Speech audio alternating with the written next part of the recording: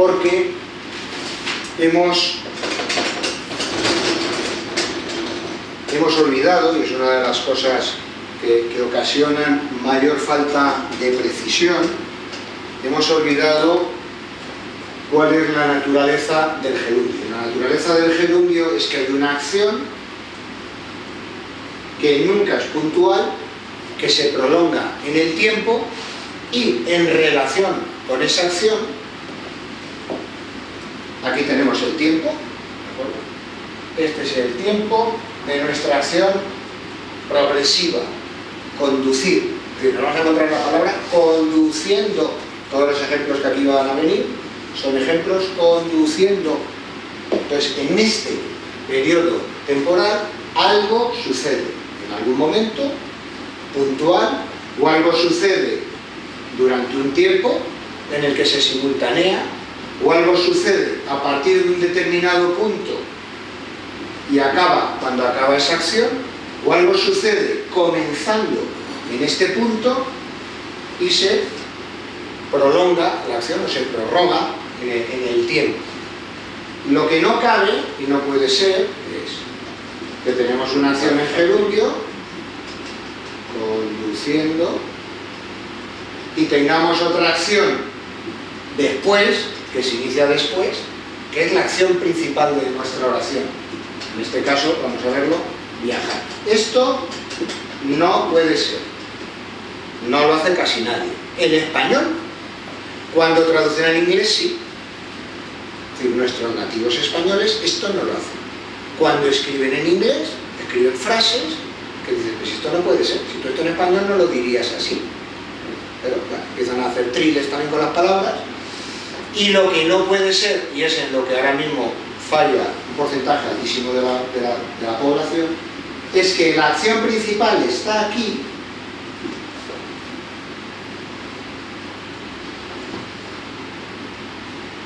y el gerundio comienza detrás. Esto lo llaman gerundio de consecuencia o gerundio de posterioridad, que está proscrito.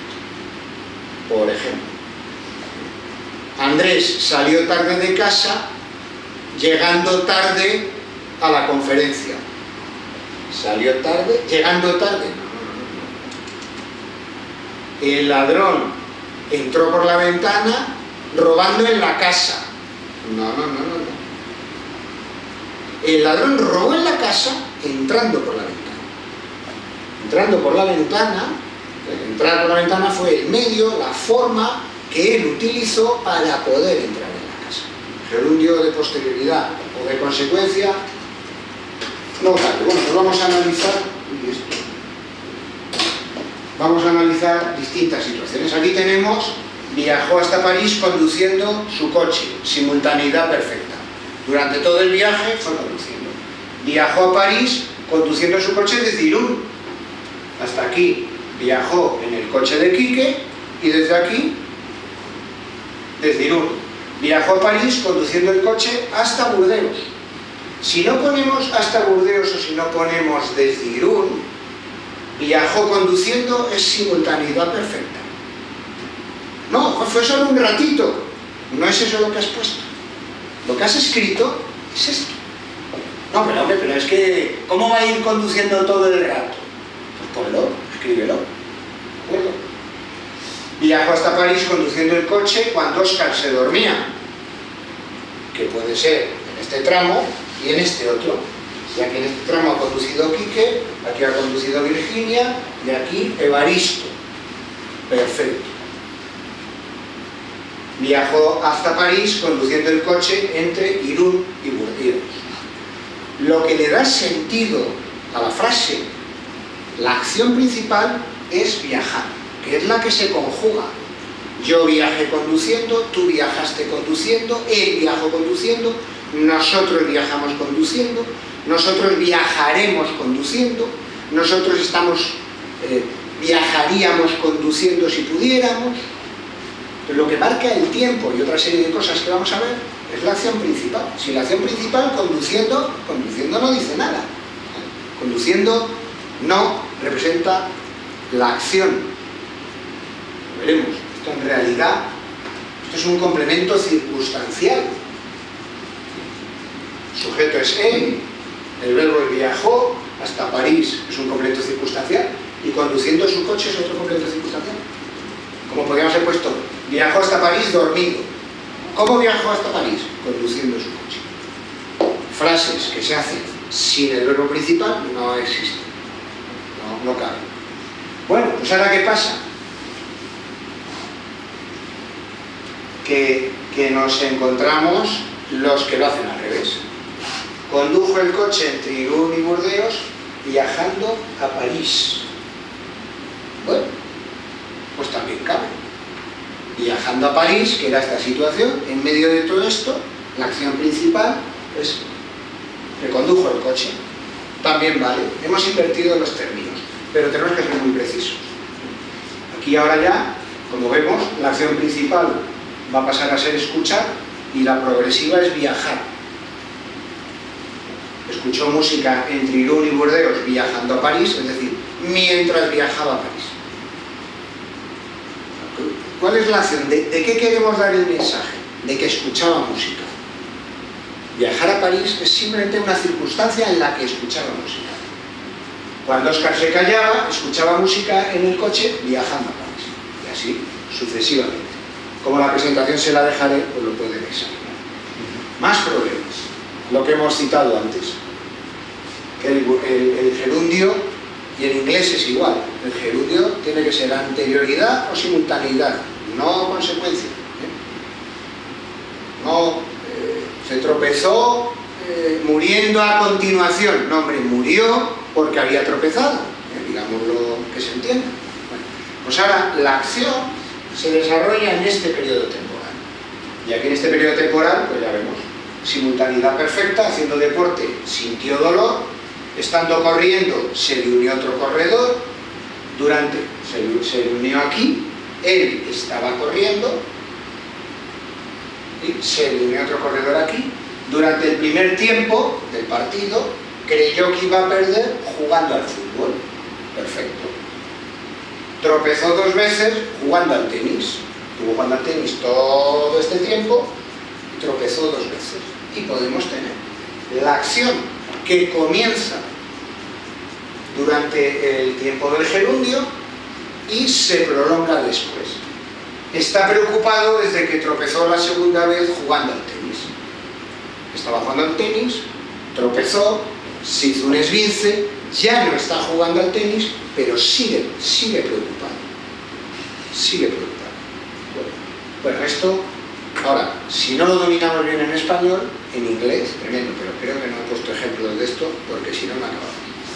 Bueno, pues ahora vamos a ver esos usos proscritos, que ya les he citado y he explicado algunos, que básicamente son los de posterioridad y consecuencia, ¿no? El montañero se tropezó mientras escalaba, cayendo al vacío. Dejo aquí para que lo vean. Siguiente. Lo que es nuestro gerundio, en inglés, solamente corresponde a parte de las palabras que terminan en ing.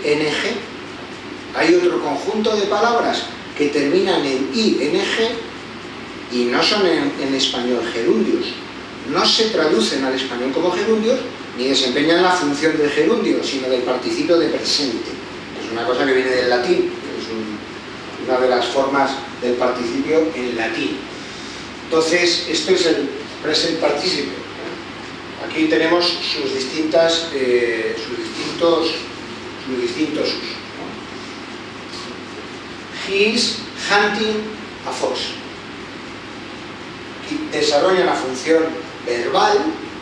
¿Por qué? Porque va con el verbo ser o estar. En inglés con el verbo estar. Él está cazando, él está pescando. Ahí el gerundio no matiza, no complementa una acción principal, no modifica una acción principal, no tiene una función adverbial. Aquí tiene una función verbal. Aquí es que le da significación a la frase. Está cazando un zorro, ¿no? He was hunting a fox when... He was hunting a fox. Uy, aquí me ha faltado when, ¿no? Una H y una N, ¿no? Estaba cazando cuando lo vimos. Bien,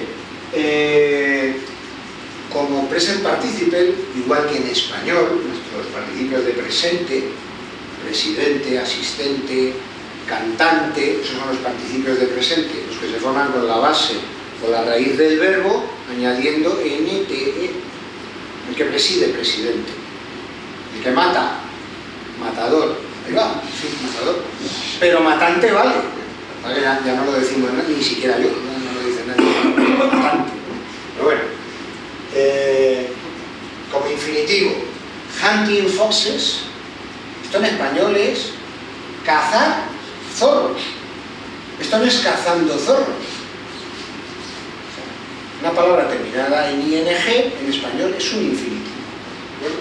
Como sustantivo. The hunting of the fox, la caza del zorro. Aquí no es el cazando del zorro es bonito, que no. La caza del zorro. ING es mucho más rico en francés, perdón. En inglés representa o abarca muchas más categorías de palabras y muchas más funciones sintácticas que en español, lo cual a nosotros nos produce dificultades en la traducción, como no podría ser de otra manera, ¿no? Y como participio de presente aquí lo tenemos. The Sleeping Beauty, la bella durmiente, fue besada por el príncipe. Esto se podía hacer y decir. O el zorro, cazador, the fox hunting in the garden by him, el zorro que está cazando, el zorro cazante, el zorro que está cazando en el jardín. The beauty sleeping in the garden is my wife. Esa belleza que está durmiendo en el jardín es mi mujer. Esa belleza durmiente, participio de presente. En el español y en inglés es lo mismo. Esto es complicado. Esto es que ya tenemos varias funciones sintácticas. A lo mejor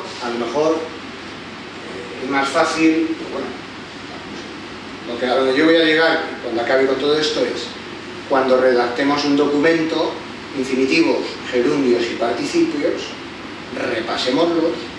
Si los podemos evitar y utilizar un verbo que podamos conjugar con tiempo, modo, género y número, mejor, porque nos entenderán seguramente mejor.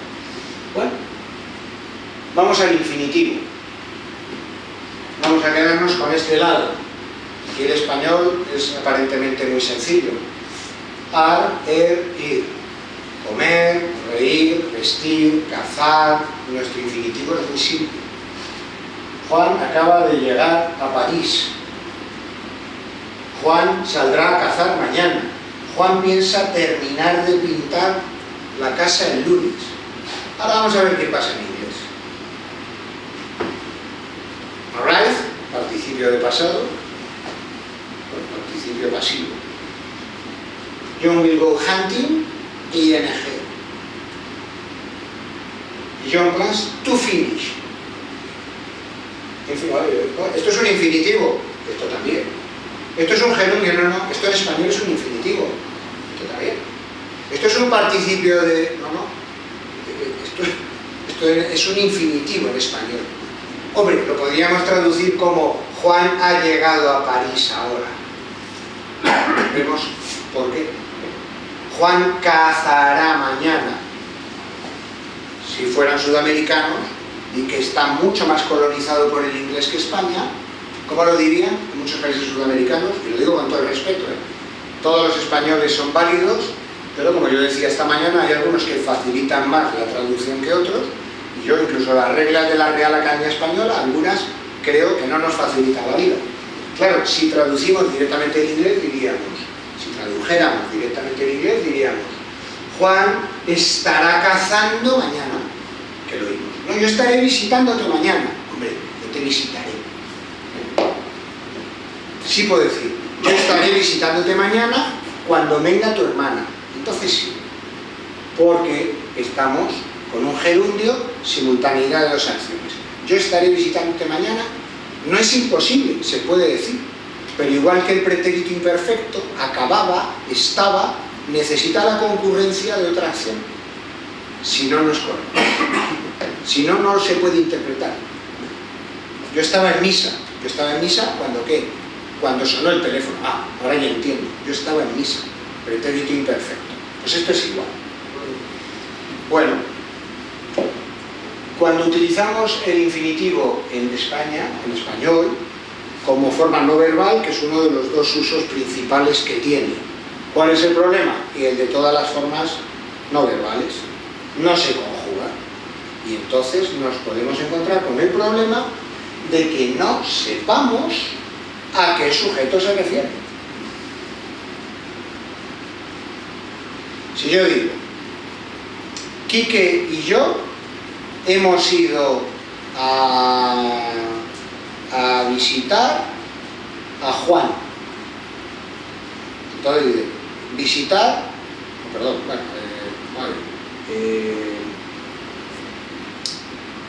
me digo, si yo uso una frase en la que un sujeto está en plural y el complemento directo, o sea, Andrés quiere a Virginia, pues bueno, lo voy a dejar, que me lío y me despisto, pero vamos a ver ejemplo de lo que quiero decir. El profesor reprendió al alumno tras revisar los resultados de los exámenes. Lo entendemos todos. Tras revisar, ¿quién? El profesor. ¿Por qué? Porque lo que ha revisado son los resultados de los exámenes. El médico atendió al paciente en 5 minutos por no poder dedicarle más tiempo. Entonces, ¿quién es el sujeto? El médico. ¿Quién es el complemento indirecto? El paciente. El le, que es una catáfora, en este caso se refiere al paciente. Entonces, el le está claro que es del paciente. Por lo tanto, dedicarle era él, el médico es el que atiende y es el que dedica. Y esto lo tenemos en nuestra cabeza, pero quien nos lee de otro idioma a lo mejor no lo tiene claro. Y ahora veamos esto. Mis hijos me critican al encontrar pelos en la bañera. Bueno, ¿quién encuentra los pelos? Mis hijos. ¿Por qué? Porque tener pelos en la bañera no está bien y el criticado soy yo. Todos deducimos por la semántica, no por la sintaxis, no por la forma en que esto está construido, todos deducimos por la semántica este infinitivo, ¿con qué sujeto va? Amigo. Podemos complicarlo. El profesor reprendió al alumno tras anunciar que no pensaba estudiar más. Bien, como en el caso anterior. El médico atendió al paciente en 5 minutos por padecer una dolencia clara y simple. ¿Quién padecía la dolencia? El paciente. Está claro. Ahora, mis hijos me critican por contar historias de abuelo Cebolleta. ¿Quién cuenta las historias? Yo. En todos los casos, mientras que aquí, en todos los casos, el que ejercía la acción en infinitivo era el sustantivo que ejerce la función de sujeto, en todos estos casos, quien ejerce la función al que se refiere este infinitivo es al sustantivo que ejerce la función de complemento directo o indirecto. No el sujeto. No es el profesor el que ha anunciado, no es el médico el que padece y no son los hijos los que cuentan historias. ¿Vale? Hasta aquí, más o menos claro. Pero el infinitivo, fíjense que se puede estar refiriendo a un sustantivo o al otro. Ahora vamos a esto. El profesor reprendió al alumno tras ser presa de un ataque de ira. ¿Un ataque de ira de quién? Hombre, está claro. ¿No está claro? A no ser que lo hayamos dicho antes o que lo expliquemos en la frase después. El médico atendió al paciente en 5 minutos por tener prisa. ¿Quién tenía prisa? Entonces digamos, como el médico tenía prisa, atendió al paciente en 5 minutos. Dado que estaba muy enfadado el alumno, el profesor le reprendió. Dado que el profesor había recibido una mala noticia, estaba iracundo, eso es la precisión. y claridad. Mis hijos me critican al llegar a casa. ¿Al llegar quién? ¿Al llegar ellos o al llegar yo? Mis hijos me critican cuando llego tarde a casa. Cuando llego a casa, mis hijos me critican. Bueno, tendríamos que poner más en contexto. Más problemas. Esto es terrorífico. Las preposiciones. En determinados casos, no es el sustantivo el que nos va a determinar a quién se refiere. Nos lo va a determinar las preposiciones. Y esto, tanto sin como para, son las dos cosas en las que yo les recomiendo que pongan mucha atención en sus escritos. Todo lo de, hizo esto sin pestañear, pestañeando poco. La víctima denunció sin aportar datos. El estafador había solicitado sin aportar datos. Había supuesto un quebranto económico sin aportar más datos. Tenemos una misma realidad fáctica que alguien quiere transmitir a otro, hablando, si ve que no lo entiende, bueno, pues dice, a ver, no, hombre, que lo que quiero decir es esto. Pero escribiendo no. Escrito está. Entonces, según le dé, según su agilidad, según aquello a lo que le dé más importancia en su mente, el que escribe dice, esto es muy de nuestro ámbito de trabajo, la víctima denunció que el estafador le había solicitado que realizara varias transferencias bancarias y que esto le había supuesto un quebranto económico considerable, y hasta aquí las tres frases son iguales. ¿Lo ven? Las tres frases hasta ahí son iguales. Y ahora, sin aportar, hasta ahí también va igual. Aquí dice, sin aportar datos, y en esta, sin aportar más datos. Uy, es casi igual. Pero vamos así. Sin aportar datos de identidad del autor. ¡Qué esfuerzo mental! Yo que lo leo esto, tengo que decir, sin aportar datos, ¿quién? Y empiezo a mirar. ¿A quién se refiere? ¿Cuál es el anterior sustantivo antes que esto? Quebranto económico. Quebranto económico no va a aportar a la identidad. Me voy más para atrás. El estafador sin aportar datos de identidad del autor no encaja. Tengo que ir hasta el principio de la frase. La víctima denunció, la víctima denunció sin aportar datos de identidad del autor, lo que sea. Ya lo entendería, ¿no? Aquí en este caso, ¿quién no ha aportado datos de identificación? El estafador. El estafador la ha estafado cuando le ha pedido su número de teléfono, oye, dime si tengo que darme un número de cuenta, bueno, luego te paso un WhatsApp y no. Y en este caso, un supuesto quebranto económico sin aportar más datos. A la denuncia, la víctima solo ha dicho he perdido mucho dinero, pero no ha aportado más datos que objetiven cuál es el quebranto económico. Fíjense que entre estas tres frases, entre de identidad del autor y de identificación, a lo mejor el que lo escribe no le presta mucha atención, pero la diferencia es abismal. Bueno, aquí tenemos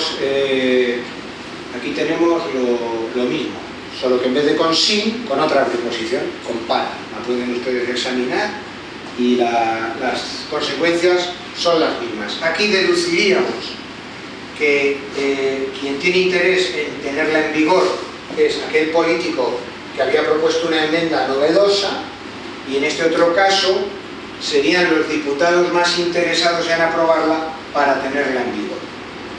Y los textos son prácticamente iguales.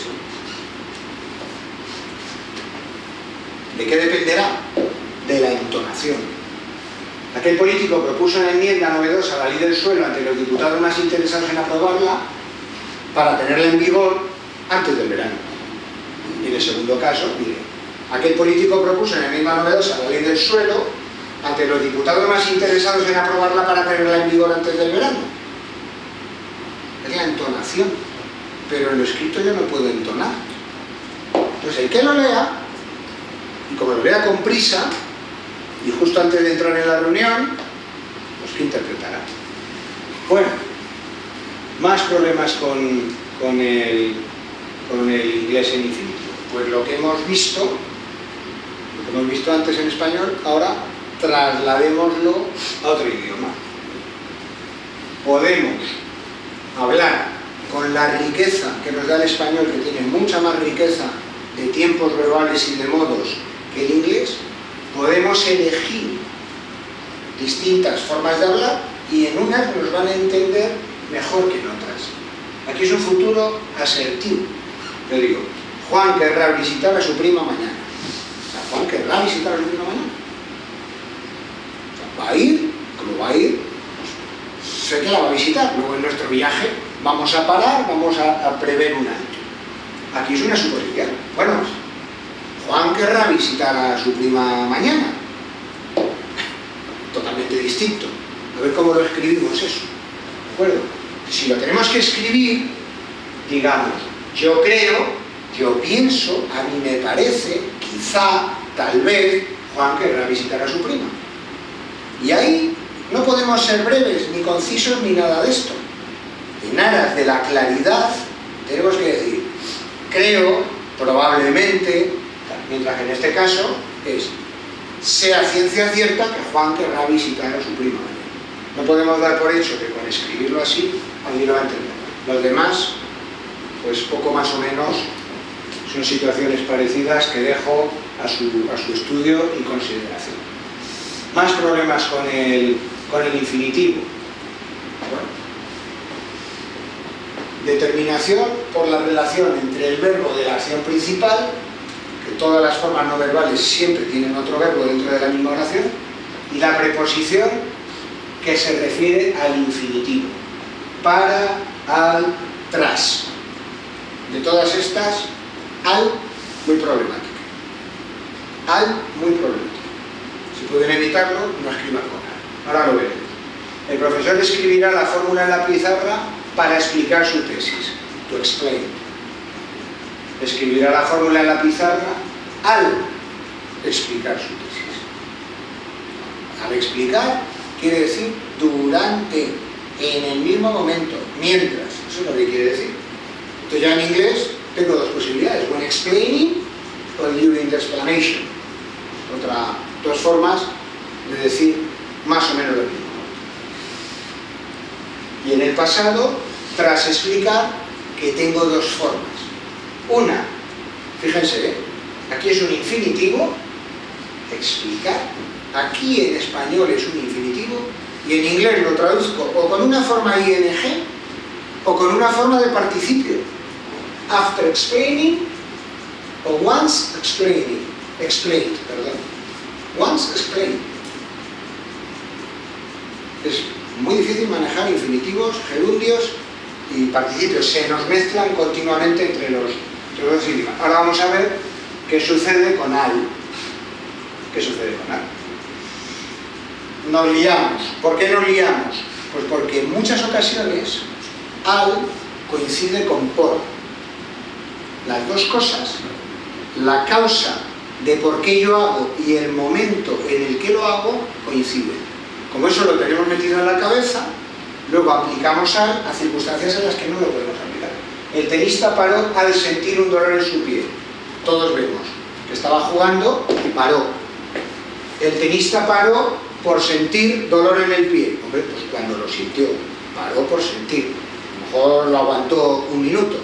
Ahí pensamos que hay una equivalencia. En inglés yo no la veo tan exacta. Yo, escribiendo en español, elegiría bien qué frase voy a llevar al inglés, ¿no? The tennis player stopped when he felt pain in his foot. Porque esto sí que es inmediato. The tennis player stopped because he felt pain in his foot. Bueno, no necesariamente es en el mismo momento, en que ha sentido el dolor. Yo puedo haber sentido el dolor en el primer set. El partido dura 4 horas y paro porque siento dolor. En el inglés esto está mucho más matizado. En el español aquí todos entenderíamos que ha sido a la vez. No seríamos capaces, si nos dicen por, no seríamos capaces de decir, ha estado jugando, que hay gente que lo hace, está 2 horas jugando con dolor en el pie. Pues sí. El coche se detuvo al quedarse sin batería, o el coche se detuvo por quedarse sin batería. Pues tampoco, yo creo que en inglés tampoco tiene exactamente los mismos matices, ¿eh? Que en eso ellos son más ricos. Y luego hay cosas, mi madre se lava la cara, claro, ya esto es lavarse. Al levantarse, esto no hay forma de... Ya no puede ser, mi madre se lava la cara por levantarse. Al y por, desde luego, no son lo mismo. Ahora vamos a ver qué pasa. El guardia civil denunció al aparcar mal. No, me han puesto una denuncia al aparcar mal. Eso es que ha llegado el guardia cuando estabas aparcando. Por aparcar mal. A lo mejor lo han visto 2 horas después. Y lo mismo con las demás cosas. Con tras no sucede lo mismo. Tras exige inmediatez. Tras no es 2 días después. Mi amiga Mercedes compró un piso, mi amiga Mercedes compró un piso al heredar de su padre. Hombre, al heredar, que salió del notario, o en el mismo notario, aceptó la herencia, la recibió, y en el mismo notario compró un piso. Podría ser. Ahora, tras heredar, quiere decir que la causa de la compra del piso está en la herencia y que no hay una distancia temporal larga, no han pasado 5 años. Si no sería, compró con el dinero de la herencia o con un dinerito que tenía. Entonces, estos pequeños matices de las preposiciones nos llevan a grandes equívocos, ¿no? Y esto ya lo hemos visto antes porque lo vimos al comienzo con las... Bueno, otro problema. Y esto es un problema específico del inglés. En español somos más simples. En inglés, una cosa que en español es para cortar, esto es para comer, esto es para escribir,